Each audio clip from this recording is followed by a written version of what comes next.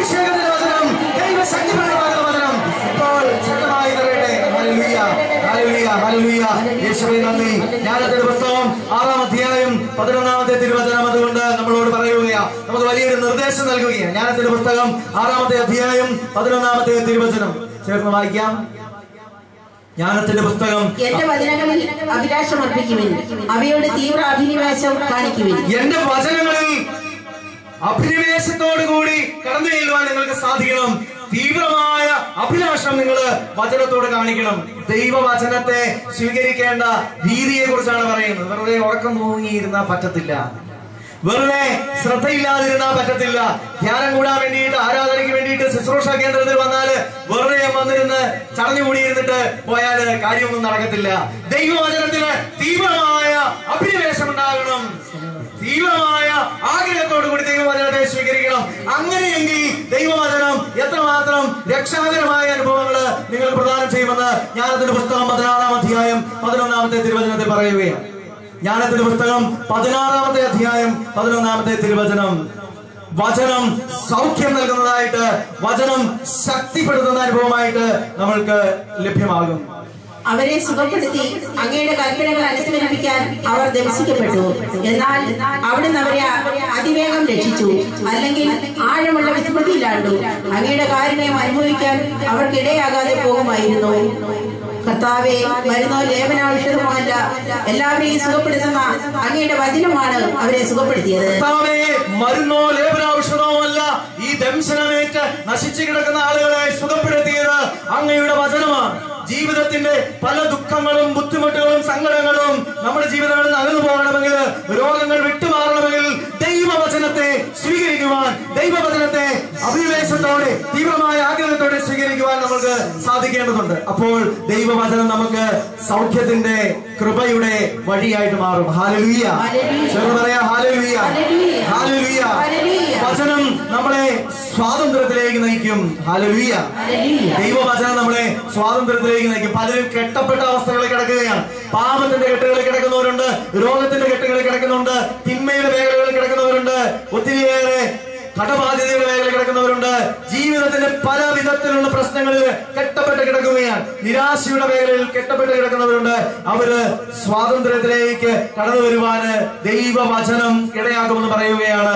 ദൈവവചനം നമ്മുടെ ബുദ്ധിയെ പ്രകാശിപ്പിക്കും. ഞാൻ കുറച്ചു മുമ്പ് സൂചിപ്പിക്കുകയുണ്ടായി, വൈദികൻ വചനം വിശുദ്ധ ഗ്രന്ഥം അൾത്താരയിൽ നിന്ന് എടുത്ത് സമർപ്പിച്ചുകൊണ്ട് വരുന്ന സമയത്ത്, അൾത്താരയിലേക്ക് കയറിപ്പോയി വചനം എടുത്തുകൊണ്ട് വരുന്ന സമയത്ത് മൗനമായിട്ട് നിശബ്ദമായിട്ട് പ്രാർത്ഥിക്കുന്ന ഒരു പ്രാർത്ഥനയുണ്ട്. കർത്താവേ, അങ്ങയുടെ ഈ വചനം വഴി ഞങ്ങളുടെ ഇരുളടഞ്ഞ ബുദ്ധിക്ക് പ്രകാശം നൽകണമേ, സത്യത്തിലേക്ക് ഞങ്ങളെ നയിക്കണമേ. വചനം ഓരോ വ്യക്തിക്കും സത്യത്തിന്റെ വഴിയാണ്. സീറോ മലബാർ സഭയില് ഇപ്പോൾ പുതിയ ഒരു ക്രമം നമുക്ക് നൽകപ്പെട്ടിട്ടുണ്ട്. രണ്ടാമത്തെ ക്രമം എന്ന് പറഞ്ഞ തേടോറിന്റെ ക്രമം എന്ന് പറഞ്ഞുകൊണ്ട് വിശുദ്ധ കുർബാനയിലെ പ്രാർത്ഥനകൾ നൽകപ്പെട്ടിട്ടുണ്ട്. ഗഹാദ പ്രാർത്ഥനകൾ അടങ്ങിയ പുസ്തകം ഒരുപക്ഷെ നമ്മുടെ ഇടവകളിലൊക്കെ ഉപയോഗിച്ച് തുടങ്ങി കാണും, കേട്ടിട്ടുണ്ടായിരിക്കും നിങ്ങൾ. അതിന്റെ ഉള്ളില് അതിന് വളരെയധികം അർത്ഥവത്തായ പ്രാർത്ഥനകളാണ് ആ പുസ്തകത്തിലുള്ളത്. വിശുദ്ധ കുർബാനയുടെ വിശ്വാസ പ്രമാണത്തിന്റെ ഘട്ടം മുതൽ അനുരഞ്ജന ശുശ്രൂഷ വരെ ഈ കർമ്മമാണ് പലയിടങ്ങളിലും ഉപയോഗിക്കുന്നത്. അതിന്റെ ഉള്ളില് വളരെയധികം ഊന്നൽ കൊടുത്ത് പറയുന്ന ഒരു കാര്യമാണ് ദൈവവചനത്തോടുള്ള വിധേയത്വം. ദൈവവചനം സ്വീകരിക്കുന്നത് വഴി ഉണ്ടാകുന്ന വളരെ വലിയ അനുഗ്രഹത്തിന്റെ വഴികളെ കുറിച്ച് ഈ തേടോറിന്റെ ക്രമത്തില് വളരെ ശക്തമായിട്ട് പറയുന്നുണ്ട്. അതിൽ പറയപ്പെടുന്ന ഒരു കാര്യമാണ്, അത് സ്വാതന്ത്ര്യത്തിലേക്ക് നയിക്കുമെന്ന്, സത്യത്തിലേക്ക് നമ്മളെ നയിക്കുമെന്ന്. നമുക്ക് യോഹന്നാന്റെ സുവിശേഷം 8-ാമത്തെ അധ്യായം 31-ാമത്തെ തിരുവചനം വായിച്ചു കേൾക്കാം. യോഹന്നാന്റെ സുവിശേഷം 8-ാമത്തെ അധ്യായം 31-ാമത്തെ തിരുവചനം.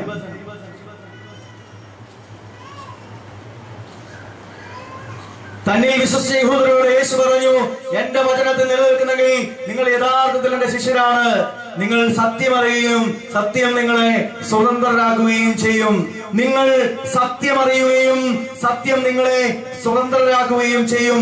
ദൈവത്തിന്റെ വചനം നമ്മുടെ ജീവിതത്തിലേക്ക് കടന്നു വരുമ്പോൾ അത് സത്യം അറിയുവാൻ ഉള്ള വഴിയായിട്ട് മാറുകയാണ്. സത്യം നമ്മളെ സ്വതന്ത്രരാക്കുകയും ചെയ്യും. തിമോത്തിയോസിനോട് പറയാനുള്ള കാര്യവും ഇത് തന്നെയാണ്. ലൂക്കായുടെ സുവിശേഷത്തിന്റെ 1-ാമത്തെ അധ്യായം 2-4 തിരുവചനങ്ങൾ നമുക്ക് വായിച്ചു കേൾക്കാം. ലൂക്കായുടെ സുവിശേഷം 1-ാമത്തെ അധ്യായം 2 മുതൽ 4 വരെയുള്ള തിരുവചനങ്ങൾ. പല സുവിശേഷങ്ങൾ എഴുതപ്പെടുന്നതിനെ കുറിച്ച് ലൂക്ക പറഞ്ഞിട്ട് പറയുകയാണ്, ഈ സുവിശേഷം ഞാൻ നിങ്ങൾക്ക് എഴുതാനുള്ള കാരണം, ഈ ദൈവവചനം ഞാൻ നിങ്ങൾക്ക് നൽകാനുള്ള കാരണം മറ്റൊന്നുമല്ല, ഈ ദൈവവചനത്തിലൂടെ നീ സത്യം ഗ്രഹിക്കണമെന്ന് എനിക്ക് വളരെയധികം നിർബന്ധമുണ്ട്. സത്യം നമ്മളുടെ ജീവിതത്തിലേക്ക്, സത്യം ഈശോയാണ്, ഈശോയെ കുറിച്ചുള്ള പൂർണ്ണമായ അറിവ് നമുക്ക് ലഭിക്കുമെന്ന് തിരുവചനം പറയുകയാണ്. ലൂക്കാ സുവിശേഷം 1-2-4 തിരുവചനങ്ങൾ. അതാകട്ടെ ആദ്യം തന്നെ വചനത്തിന്റെ ദൃക്സാക്ഷികളും ശുശ്രൂഷകന്മാരുമായിരുന്നവർ നമുക്ക് ഏൽപ്പിച്ചു തന്നിട്ടുള്ളതനുസരിച്ചാണ്. അല്ലയോ ശ്രേഷ്ഠനായ തെയോഫിലോസ്, എല്ലാ കാര്യങ്ങളും പ്രാരംഭം മുതൽക്ക് സൂക്ഷ്മമായി പരിശോധിച്ചതിന് ശേഷം എല്ലാം ക്രമമായി നിനക്ക് എഴുതുന്നത് ഉചിതമാണെന്ന് എനിക്കും തോന്നി. അത് നിന്നെ പഠിപ്പിച്ചിട്ടുള്ള വചനങ്ങളുടെ വിശ്വസ്തതയെ കുറിച്ച് നിനക്ക് ബോധ്യം വരാനാണ്. വിശ്വാസ്യതയും സത്യവും മനസ്സിലാക്കുവാൻ വേണ്ടിയിട്ട് വചനത്തിന്റെ മേഖലകളെ തുറന്നു കാണിക്കുകയാണ്. തെയോഫിലോസിനോട് പറയുകയാണ്, തെയോഫിലോസെ, നിനക്ക് നൽകപ്പെട്ട വചനത്തിന്റെ വിശ്വാസ്യത, സ്വീകാര്യത, വിശ്വസ്തത, സത്യം നിന്റെ ജീവിതത്തിലേക്ക് കടന്നു വരുമ്പോൾ ഉണ്ടാകുന്ന അനുഭവം അത് നിനക്ക് സ്വന്തമാകുവാൻ വേണ്ടിയിട്ടാണ് ഞാൻ ഇത് എഴുതുന്നതെന്ന് ലൂക്ക പറയുകയാണ്. അപ്പം നമ്മുടെ ജീവിതത്തിലേക്ക് ദൈവവചനം കടന്നു വരുമ്പോൾ അത് നമ്മളെ സ്വാതന്ത്ര്യത്തിലേക്ക് നയിക്കും, അടിമത്തത്തിൽ നിന്ന് സ്വാതന്ത്ര്യത്തിലേക്ക് നയിക്കും. നമ്മുടെ ജീവിതങ്ങളിൽ രോഗസൗഖ്യങ്ങൾക്ക് അതിടയാക്കും. നമ്മുടെ ജീവിതത്തില് മക്കളുടെ മേഖലകളിലെ, പരീക്ഷയുടെ മേഖലകളിലൊക്കെ ഒത്തിരി കൃപ നൽകുന്ന വചനമായിട്ട് മാറും. വചനം ഉപയോഗിച്ച് പ്രാർത്ഥിക്കുവാൻ വേണ്ടിയിട്ട് നമ്മൾ കുഞ്ഞുങ്ങളെ പഠിപ്പിക്കണം. നമ്മൾ പ്രാർത്ഥന ഇപ്പൊ ഒത്തിരിയേറെ ആഗ്രഹിച്ച് പ്രാർത്ഥിക്കുന്ന കാര്യമാണ്. മക്കളുടെ പരീക്ഷയെല്ലാം നന്നാകണേ, ശരിയാകണേ എന്ന്, നല്ല ഉന്നതമായ വിജയം ഉണ്ടാകണമേ എന്ന് പലരും പ്രാർത്ഥിക്കണമെന്ന് പറഞ്ഞ് കടന്നു വരുവാൻ വേണ്ടിയിട്ട് തുടങ്ങിയിട്ടുണ്ട്. അപ്പൊ അവർക്ക് എല്ലാവർക്കും പറയാനുള്ള, അവരോട് എല്ലാവരോടും പറയാനുള്ള ഒരു കാര്യം ഇത് മാത്രമാണ്. ഒരു ദൈവവചനം പറഞ്ഞ് എന്നെ ശക്തനാക്കുന്നതിലൂടെ എനിക്ക് എല്ലാം ചെയ്യാൻ കഴിയുമെന്നുള്ള ഒരു വചനമെങ്കിലും കുഞ്ഞുങ്ങളുടെ മനസ്സിൽ, ഹൃദയത്തിൽ ഉറപ്പിച്ച അധരത്തിലൂടെ അത് ഏറ്റുപറഞ്ഞ് പ്രാർത്ഥിച്ചിട്ടൊക്കെ പഠിക്കാൻ വേണ്ടിയിട്ട് കുഞ്ഞുങ്ങളോട് പറയും. അപ്പൊ ദൈവവചനം ഉപയോഗിച്ച് പ്രാർത്ഥിച്ച് പഠിക്കുമ്പോൾ നല്ല വിജയം നേടുവാൻ വേണ്ടിയിട്ട് സാധിക്കുകയും, ദൈവത്തിന്റെ വചനം പഠിക്കുന്നത് വഴി ദൈവത്തിന്റെ വചനം മനസ്സിലാക്കിക്കൊണ്ട് അത് ആവർത്തിച്ച് പറഞ്ഞുകൊണ്ട് പഠനത്തിലേക്ക് നടക്കുമ്പോൾ, രോഗസൗഖ്യത്തിന് വേണ്ടി ആഗ്രഹിച്ച് പ്രാർത്ഥിക്കുമ്പോൾ അത് സംഭവിക്കും. കാരണം ദൈവത്തിന്റെ വചനം വളരെ സജീവമാണ്. ദൈവത്തിന്റെ വചനം അത്ഭുതങ്ങളും അടയാളങ്ങളും നൽകിക്കൊണ്ട് നമ്മുടെ ജീവിതത്തിലേക്ക് കടന്നു വരും. അപ്പൊ ദൈവത്തിന്റെ വചനം നമ്മളെ സ്വാതന്ത്ര്യത്തിലേക്ക് നയിക്കുകയാണ്. രോഗത്തിന്റെ കെട്ടുകളിൽ നിന്നാകാം, കടബാധ്യതയുടെ കെട്ടുകളിൽ നിന്നാകാം, എല്ലാവിധ തിന്മയുടെ മേഖലകളിൽ നിന്നാകാം, ദൈവത്തിന്റെ വചനം നമ്മളെ സ്വതന്ത്രരാക്കുകയാണ്. ഹല്ലേലൂയ. അപ്പൊ ദൈവത്തിന്റെ വചനത്തെ വിശ്വാസത്തോടെ കൂടി സ്വീകരിക്കുന്നവർക്ക്, സ്നേഹത്തോടു കൂടി സ്വീകരിക്കുന്നവർക്ക് സ്വാതന്ത്ര്യത്തിലേക്ക് കടന്നു നിൽക്കുവാൻ വേണ്ടിയിട്ട് സാധിക്കും. അപ്പൊ ദൈവവചനം സ്വാതന്ത്ര്യത്തിലേക്ക് കടന്നു നിൽക്കുവാൻ നമ്മളെ സഹായിക്കുന്നതാകുമ്പോൾ, ദൈവവചനത്തില് നമ്മള് ഊന്നൽ കൊടുത്തുകൊണ്ട് മുമ്പോട്ട് പോകുമ്പോൾ വചനം നമ്മുടെ ജീവിതത്തില് ഭക്ഷണമായിട്ട് മാറണം. വചനം ഭക്ഷണമാക്കി മാറ്റാൻ വേണ്ടിയിട്ട് നമുക്ക് പറ്റണം. എസെക്കിയേൽ പ്രവാചകന്റെ പുസ്തകം 3-ാമത്തെ അധ്യായം 3-ാമത്തെ തിരുവചനം. എസെക്കിയേൽ പ്രവാചകന്റെ പുസ്തകം 3-ാമത്തെ അധ്യായം 3-ാമത്തെ തിരുവചനം. ദൈവവചനത്തെ പ്രവാചകൻ സ്വീകരിക്കുന്നതിനെ കുറിച്ചാണ് നമ്മൾ തിരുവചനത്തിൽ വായിക്കുക. എസെക്കിയേൽ പ്രവാചകന് ചുരുള് നൽകപ്പെടുകയാണ്. അത് അവന്റെ അധരത്തില് തേൻ പോലെ മധുരിച്ചുവെന്ന്, ദൈവവചനത്തെ വീണ്ടും വീണ്ടും സ്വീകരിക്കാനുള്ള പ്രേരകമായിട്ട് അത് മാറിയെന്ന് തിരുവചനം നമ്മളോട് പറയും. എസെക്കിയേൽ പ്രവാചകന്റെ പുസ്തകം 3-ാമത്തെ അധ്യായം 3-ാമത്തെ തിരുവചനം. അവൻ ആ ചുരുൾ എനിക്ക് ഭക്ഷിക്കാൻ തന്നു. അവൻ പറഞ്ഞു, മനുഷ്യപുത്ര, ഞാൻ തരുന്ന ഈ ചുരുൾ ഭക്ഷിച്ച് വയറ് നിറയ്ക്കുക. ഞാനത് ഭക്ഷിച്ചു, എന്റെ വായിൽ അത് തേൻ പോലെ മധുരിച്ചു. ഞാൻ ഈ വചനം സ്വീകരിച്ചപ്പോൾ അത് തേൻ പോലെ മധുരിച്ചു എന്ന് പറയുകയാണ്. വെളിപാട് പുസ്തകത്തിന്റെ 10-ാമത്തെ അധ്യായം 10-ാമത്തെ തിരുവചനം. വെളിപാട് പുസ്തകം 10-ാമത്തെ അധ്യായം 10-ാമത്തെ തിരുവചനം. അവിടെയും ഇതുപോലെ തന്നെ ദൈവവചനം ദൂതൻ അവന്റെ കൈകളിലേക്ക് കൊടുക്കുകയാണ്. ഇത് നീ ഭക്ഷിക്കുമ്പോൾ നിന്റെ ഉദരത്തിൽ അത് കയ്പായിട്ട് മാറും, പക്ഷേ അത് നിന്റെ വായിൽ മധുരിക്കുമെന്ന് പറയുകയാണ്. വെളിപാട് പുസ്തകം 10-ാം അധ്യായം 10-ാം തിരുവചനം. ഞാൻ ദൂതന്റെ കയ്യിൽ നിന്ന് ചുരുൾ വാങ്ങി വിഴുങ്ങി, അത് എന്റെ വായിൽ തേൻ പോലെ മധുരിച്ചു. എന്നാൽ വിഴുങ്ങിയപ്പോൾ ഉദരത്തിൽ അത് കയ്പായി മാറി.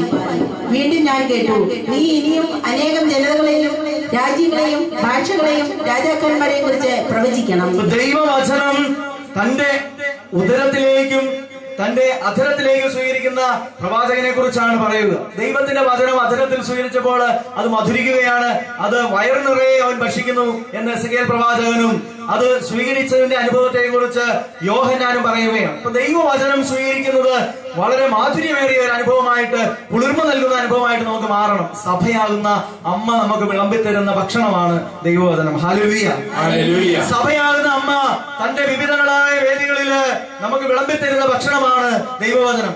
ഈ ശുശ്രൂഷാ കേന്ദ്രത്തില്, അതുപോലെ തന്നെ നമ്മുടെ ഇടവക ദേവാലയത്തിൽ വിശുദ്ധ കുർബാനയുടെ മധ്യേ ഇവയെല്ലാം ദൈവവചനം സഭയാകുന്ന അമ്മ നമുക്ക് വിളമ്പി തരുന്നുണ്ട്. ഇത്രമാത്രം മധുരിക്കുന്ന അനുഭവമായിട്ട് ദൈവവചനം നമുക്ക് മാറുന്നുണ്ട്. ഞായറാഴ്ച കുർബാനയ്ക്ക് വരുന്നവര്, കഴിഞ്ഞ ഞായറാഴ്ച എന്റെ ഇടവകയിൽ വികാരിച്ചൻ പറയുകയാണ്, സർവാധിപനാം വരെ അച്ഛൻ എണ്ണി 40 പേരാണ് സർവാധിപനാം വരെ വന്ന് കയറിയത്. പിന്നെ അച്ഛൻ എണ്ണാൻ പറ്റിയില്ല, കാരണം 2 സൈഡിൽ നിന്ന് ആൾ ഇടിച്ചു കയറുകയായിരുന്നു. തുടങ്ങിയപ്പോ 6 പേരെ പള്ളിയിൽ, 7 പേരെ പള്ളിയിൽ ഉണ്ടായിരുന്നുള്ളൂ. പിന്നെ 40 പേരെ വരെ എണ്ണി. അത് കഴിഞ്ഞ് പിന്നെ എണ്ണാൻ വേണ്ടിയിട്ട് പറ്റിയില്ല. അതുപോലെ ആളുകൾ ഇടിച്ചു കയറുകയാണ്. അപ്പൊ നമ്മുടെ പലരുടെയും പള്ളി വരവിന്റെ സമയം എന്ന് പറയുന്നത് ഈ തേൻ പോലെ മധുരിക്കുന്ന വചനം ഒഴുകുന്ന സമയമൊക്കെ കഴിഞ്ഞാണ്. അതുകൊണ്ട് പലർക്കും നമ്മുടെ ശുശ്രൂഷകളിൽ അനുഭവം കിട്ടുന്നു. ശുശ്രൂഷകൾ അനുഭവം കിട്ടാൻ വേണ്ടിയിട്ട് അവിടെ ഇവിടെ എല്ലാം നമ്മൾ ഓടിപ്പോകുന്നതുകൊണ്ട്, അവിടെ വചനമുണ്ട്, ഇവിടെ വചനമുണ്ട്, അത് ഏത് പെന്തക്കോസ്തുകാർ പറഞ്ഞാലും നമ്മൾ അതിന്റെ പുറകെ പോകാൻ വേണ്ടിയിട്ട് തയ്യാറാണ് എന്ന് നമ്മൾ തിരിച്ചറിയും. ഇപ്പൊ ദൈവവചനം നമുക്ക് പകർന്നു നൽകുന്ന സഭയാകുന്ന അമ്മ വിളമ്പുന്ന വേദിയുണ്ട്. എല്ലാരും പറയുന്ന കാര്യമുണ്ട്, അമ്മ വിളമ്പി തന്നാല്, അമ്മ ഉണ്ടാക്കി തന്നാല് ഭക്ഷണം വളരെ ടേസ്റ്റ് ആയിട്ടുള്ളതായിരിക്കുന്നത്. ഇപ്പൊ ദൈവവചനം അതുപോലെയാണ്. സഭയാകുന്ന അമ്മയോട് ചേർന്ന് നിന്ന് സ്വീകരിക്കുമ്പോഴാണ് അതിന് മാധുര്യമുള്ളത്. അല്ലെങ്കിൽ അത് മധുരിക്കുന്ന അനുഭവമായി തീരത്തില്ല. ആദ്യമൊക്കെ നമുക്ക് മധുരമായിട്ട് തോന്നും, പക്ഷെ പിന്നീട് അത് തകർച്ചയുടെ മേഖലകളാണ് തിരിച്ചറിയും. പല പ്രസ്ഥാനങ്ങളും വഴിവിട്ട വിശ്വാസത്തിലേക്ക് കൊണ്ടുപോയ പല മേഖലകളും തകർന്നു പോകുന്ന കാഴ്ചയിൽ നിന്നാണ് ഇത് പറയുവാൻ വേണ്ടിയിടയാകുന്നത്. അതുകൊണ്ട് ദൈവവചനത്തെ നമ്മൾ സ്വീകരിക്കണം. സഭയാകുന്ന അമ്മ വിളമ്പുന്ന ദൈവവചനം നമ്മൾ ഉൾക്കൊള്ളുവാൻ തയ്യാറാണ്. Hallelujah, hallelujah, hallelujah, hallelujah. വചനം സ്വീകരിക്കുന്ന ഓരോ വ്യക്തിയും സുവിശേഷത്തിന്റെ സന്തോഷത്തെ ജീവിതത്തിൽ പ്രകടമാക്കുന്ന വ്യക്തികളാകണം. ഫ്രാൻസിസ് പാപ്പായുടെ അപ്പസ്തോലിക പ്രബോധനമാണ് സുവിശേഷത്തിന്റെ സന്തോഷം അല്ലെങ്കിൽ ആനന്ദം എന്ന് പറയുന്ന ലേഖനം. ഇപ്പൊ സുവിശേഷത്തിന്റെ ആനന്ദത്തിൽ അദ്ദേഹം വ്യക്തമായിട്ട് പറയുകയാണ്, ഓരോ വ്യക്തിയുടെയും ജീവിതം പ്രഘോഷണത്തിന്റെ മേഖലയാകണം. നമ്മൾ ഓരോരുത്തരും പ്രഘോഷകരാണ്. നമ്മളെല്ലാവരും ദൈവവചനം പ്രഘോഷിക്കാൻ വേണ്ടി വിളിക്കപ്പെട്ടിരിക്കുന്നവരാണ്. യോഹന്നാന്റെ ലേഖനം, 1-ാം ലേഖനത്തിന്റെ 1-ാമത്തെ അധ്യായം 1-ാമത്തെ തിരുവചനത്തിൽ പറയുകയാണ്, എന്താണ് ഞാൻ പ്രഘോഷിക്കുന്നത്. യോഹന്നാന്റെ 1-ാം ലേഖനം 1-ാമത്തെ അധ്യായം 1-ാമത്തെ തിരുവചനം. ആദ്യം മുതൽ ഉണ്ടായിരുന്നതും ഞങ്ങൾ കേട്ടതും സ്വന്തം കണ്ണുകൊണ്ട് കണ്ടതും സൂക്ഷിച്ച് വീക്ഷിച്ചതും കൈകൊണ്ട് സ്പർശിച്ചതുമായ ജീവന്റെ വചനത്തെ പറ്റി ഞങ്ങൾ അറിയിക്കുന്നു. ജീവന്റെ വചനത്തെ കുറിച്ചാണ് ഞങ്ങൾ പറയുന്നത്. ഞങ്ങൾ കണ്ടതും ഞങ്ങൾ കേട്ടതും ഞങ്ങൾ സ്പർശിച്ച് അനുഭവിച്ചതുമായ ജീവന്റെ വചനത്തെ കുറിച്ച്, രക്ഷാകരമായ വചനത്തെ കുറിച്ചാണ് ഞങ്ങൾക്ക് പറയാനുള്ളത്. അത് ഞങ്ങളുടെ ജീവിതത്തിലൂടെ ഞങ്ങൾ പ്രഘോഷിക്കുകയാണ്. ഈ വചനം ഞാൻ പ്രഘോഷിച്ചില്ലെങ്കിൽ എന്റെ ജീവിതത്തിൽ എനിക്ക് സ്വസ്ഥത ലഭിക്കുകയില്ല എന്ന് ജെറമ്യാ പ്രവാചകൻ പറയുകയാണ്. ജെറമ്യാ പ്രവാചകന്റെ പുസ്തകം 20-ാം അധ്യായം 8-9 തിരുവചനങ്ങൾ. ജെറമ്യാ പ്രവാചകന്റെ പുസ്തകം 20-ാമത്തെ അധ്യായം 8-9 തിരുവചനങ്ങൾ. പ്രവാചകൻ വചനം പറഞ്ഞപ്പോൾ എല്ലാവരും അവനെ കുറ്റം പറയാൻ തുടങ്ങി. പ്രവാചകൻ വചനം പറഞ്ഞുകൊണ്ടിരുന്നപ്പോൾ ആളുകൾ പറഞ്ഞു, നീ വാ തുറന്നാൽ ശാപം നാശം എന്നൊക്കെ പറഞ്ഞുകൊണ്ടാണ് ദൈവവചനമാണെന്ന് പറയുന്നത്, നീ പരിപാടി നിർത്തിക്കണമെന്ന് പറഞ്ഞു. അവസാനം അവൻ മനമെടുത്ത് തീരുമാനിച്ചു, ഇനി ഞാനിനും പോകുന്നില്ല, ഇനി ഞാൻ ആരോടൊന്നും പറയത്തില്ല. പക്ഷേ പ്രവാചകനൊരു അനുഭവം ഉണ്ടാവുകയാണ്. ദൈവവചനം അവന്റെ ഉള്ളിൽ കയറിയിട്ട് അവനുണ്ടാകുന്ന അനുഭവത്തെ കുറിച്ച് പറയുകയാണ്. ജെറമ്യാ പ്രവാചകന്റെ പുസ്തകം 20-ാം അധ്യായം 8-9 തിരുവചനങ്ങൾ നമുക്ക് വായിച്ചു കേൾക്കാം. വാ തുറക്കുമ്പോഴൊക്കെ അക്രമം, നാശം എന്നാണ് ഞാൻ വിളിച്ചു പറയുന്നത്. കർത്താവിന്റെ വചനം എനിക്ക് ഇടവിടാത്ത നിന്ദനത്തിനും പരിഹാസത്തിനും ഹേതുവായിരിക്കുന്നു. അവിടുത്തെ പറ്റി ഞാൻ ചിന്തിക്കുകയില്ല, അവിടുത്തെ നാമത്തിൽ മേലിൽ സംസാരിക്കുകയുമില്ല എന്ന് ഞാൻ പറഞ്ഞു. എന്നാൽ ഹൃദയത്തെ ദഹിപ്പിക്കുന്ന അഗ്നി എന്റെ അസ്ഥികൾക്കുള്ളിൽ അടച്ചിട്ടിരിക്കുന്നത് പോലെ എനിക്ക് അനുഭവപ്പെട്ടു. ഹൃദയത്തെ ദഹിപ്പിക്കുന്ന ഒരു അഗ്നി എന്റെ ഉള്ളില് അടച്ചിട്ടിരിക്കുന്നതായിട്ട്, അസ്ഥിക്കുള്ളിൽ അടച്ചിട്ടിരിക്കുന്നതായിട്ട് എനിക്ക് തോന്നി. അത്രമാത്രം തീവ്രമായ അനുഭവമായിട്ട് ദൈവവചനം തന്റെ ഉള്ളില് അനുഭവവേദ്യമാവുക. അക്രമം, നാശം എന്ന് പറഞ്ഞുകൊണ്ട് പ്രസംഗിച്ചപ്പോൾ ആളുകൾ അവനെ പരിഹസിച്ചു, അവനെ എല്ലാവരും തള്ളിപ്പറഞ്ഞു. പൗലോസ് പറയുന്നുണ്ട്, കേൾവിക്ക് ഇമ്പമുള്ള പ്രഘോഷകനെ വിളിച്ചു കൂട്ടുന്ന അപകടത്തെ കുറിച്ച്. ജെറമ്യാ പ്രവാചകൻ വചനം പ്രഘോഷിച്ചപ്പോൾ ആളുകൾക്കൊന്നും അത്ര സ്വീകാര്യമായിട്ടുള്ള കാര്യമല്ല പറഞ്ഞത്. അവരുടെ അക്രമത്തിന്റെ വഴികളെ കുറിച്ച് അവരോട് സംസാരിച്ചപ്പോൾ അവർ പറഞ്ഞു, നിന്നെ നിന്നെ ആരാണ് ഇതെല്ലാം പറയാന് നിയോഗിച്ചത്? അവനെ പരിഹസിച്ചു, അവനെ ശാസിച്ചു. അപ്പൊ അവൻ പറഞ്ഞു, ഇനി ഞാൻ മിണ്ടത്തില്ല, എനിക്കിതെല്ലാം നിന്ദയ്ക്കും അപമാനത്തിനും കാരണമായി, അതുകൊണ്ട് ഞാൻ ഇനി പറയുന്നില്ല എന്ന് പറഞ്ഞപ്പോൾ ദൈവവചനം അവന്റെ ഉള്ളിൽ കത്തുന്ന അഗ്നിയായിട്ട് മാറുകയാണ്. അവൻ വചനം പറയാൻ തുടങ്ങുകയാണ്. സെന്റ് പോൾ പറയുന്നുണ്ട്, ദൈവവചനത്തിന് വിലങ്ങ് വെക്കപ്പെട്ടിട്ടില്ല, ദൈവവചനം വിലങ്ങ് വെക്കപ്പെട്ടിട്ടില്ല. ദൈവത്തിന്റെ വചനത്തിന് സാക്ഷ്യം വഹിക്കുവാൻ വേണ്ടിയിട്ട് നമുക്ക് ഓരോരുത്തർക്കും സാധിക്കണം. ഒരുപക്ഷെ നമ്മൾ പലപ്പോഴും വിചാരിക്കുന്നുണ്ടാവും, നമ്മുടെ പ്രഘോഷണം എപ്രകാരമാകണം. നമ്മുടെ പ്രഘോഷണം പലരും വിചാരിക്കും, ധ്യാനമൊക്കെ കുടിക്കുമ്പോൾ വചനം പ്രഘോഷിക്കുന്നതിന് വേണ്ടിയിട്ട് ആഗ്രഹിക്കുമ്പോൾ വചനം അങ്ങ് പ്രഘോഷിക്കാൻ വേണ്ടി പോയാലോ, വചന പ്രഘോഷത്തിന് വേണ്ടി ജീവിതം മുഴുവൻ അങ്ങോട്ട് മാറ്റിവെക്കാമെന്നൊക്കെ വിചാരിക്കും. വീടും കുടുംബമൊക്കെ വിട്ടിട്ട് അങ്ങനെയൊക്കെ പോകാനുള്ള പ്രേരണകളൊക്കെ പലർക്ക് ലഭിക്കും. പലരും പെട്ടെന്ന് ചാടി ഇറങ്ങുന്നതൊക്കെ കാണുവാനിടയായിട്ടുണ്ട്. അപ്പോൾ അവരോട് റോമാലേഖനത്തിന്റെ 10-ാം അധ്യായം 14-ാമത്തെ തിരുവചനം മുതലുള്ള 10-ാമത്തെ അധ്യായം 14 മുതലുള്ള തിരുവചനങ്ങളാണ് നമ്മൾ വായിച്ചേക്കുന്നത്. 14 മുതൽ 21 വരെയുള്ള തിരുവചനങ്ങൾ. റോമാലേഖനം 10-ാമത്തെ അധ്യായം 14 മുതൽ 21 വരെയുള്ള തിരുവചനങ്ങൾ. പ്രഘോഷണം വിശ്വാസ ജീവിതത്തിലൂടെയാണ് സാധ്യമാകുന്ന തിരുവചനം പറയുകയാണ്. ഓരോ ജീവിതത്തിലും സുവിശേഷം നമുക്ക് കാണിച്ചു കൊടുക്കുവാൻ സാധിക്കണം. നമ്മൾ പാട്ടൊക്കെ മനോഹരമായിട്ട് പാടും അല്ലെ? ഓരോരോ ജീവിതം സുവിശേഷമായിടാം. നമ്മൾ ചേർന്ന് എല്ലായ്പ്പോഴും പാടുന്ന കുർബാന സ്വീകരണത്തിനൊക്കെ പാടുന്ന പാട്ടാണ്.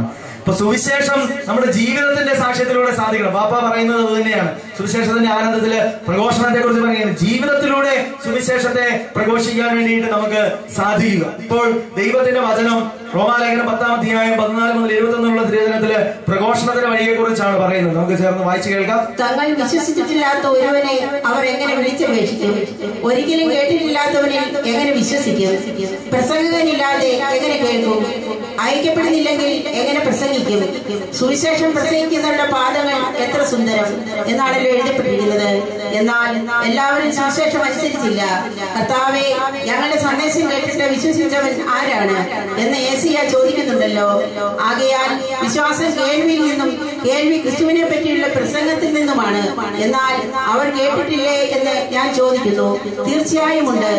എന്തെന്നാൽ അവരുടെ ശബ്ദം ഭൂമി മുഴുവനിലും വ്യാപിച്ചിരിക്കുന്നു, അവരുടെ വചനങ്ങൾ ലോകത്തിന്റെ സീമകൾ വരെയും. ഞാൻ വീണ്ടും ചോദിക്കുന്നു, ഇസ്രായേൽ ഇത് ഗ്രഹിച്ചില്ലയോ?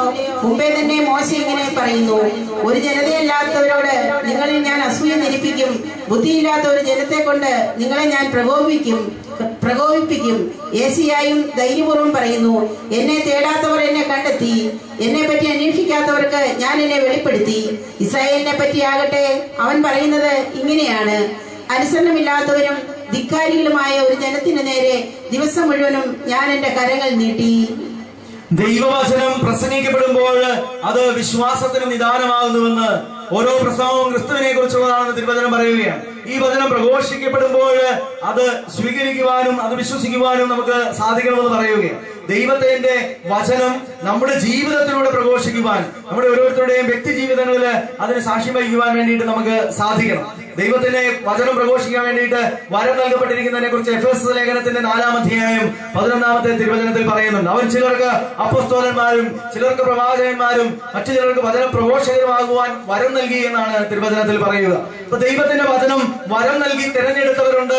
ദൈവത്തിന്റെ വചനം നമ്മളോട് ഓരോരുത്തരോടും നിർബന്ധിക്കുന്നത് നമ്മളായിരിക്കുന്ന അവസ്ഥകളിൽ, നമ്മൾ അന്തരീക്ഷങ്ങളിൽ ദൈവ വചനത്തിന് സാക്ഷ്യം വഹിക്കുവാൻ വേണ്ടിയിട്ടാണ്, ദൈവവചനത്തിന്റെ ശുശ്രൂഷകരായിട്ട് മാറുവാൻ വേണ്ടിയിട്ടാണ്. സമയം അവസാനിക്കുന്നതുകൊണ്ട് ഞാനിവിടെ അവസാനിപ്പിക്കുകയാണ്. ദൈവത്തിന്റെ വചനത്തിന്റെ മുമ്പിൽ നമുക്ക് ഒരു നിമിഷം നമ്മുടെ ഹൃദയങ്ങളെ സമർപ്പിച്ചുകൊണ്ട് പ്രാർത്ഥിക്കാം. നമുക്ക് എഴുന്നേറ്റ് നിൽക്കാം.